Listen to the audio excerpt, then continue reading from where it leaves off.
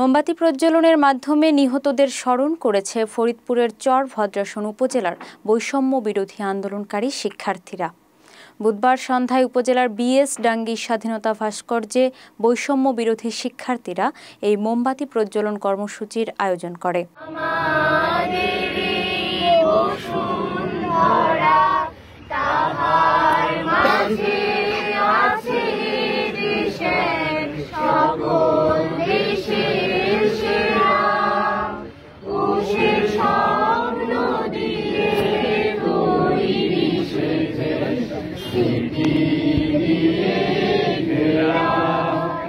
এ সময় শত শত শিক্ষার্থীরা হাতে মোমবাতি প্রজ্বলন করে স্বাধীনতা ভাস্কর্যে ঘণ্টাব্যাপী অবস্থান করেন। কর্মসূচিতে শিক্ষার্থীরা আন্দোলনে নিহত শিক্ষার্থীদের প্রতি শোক প্রকাশ করে জানান, তাদের আন্দোলন এখনও শেষ হয়নি।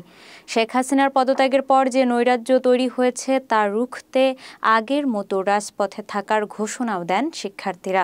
তারা জানান, সাম্প্রদায়িক সম্প্রীতি বজায় রাখতে সনাতন ধর্মাবলম্বী সহ রাষ্ট্রের জানমাল রক্ষা করতে নিরবচ্ছিন্নভাবে কাজ করবেন তারা।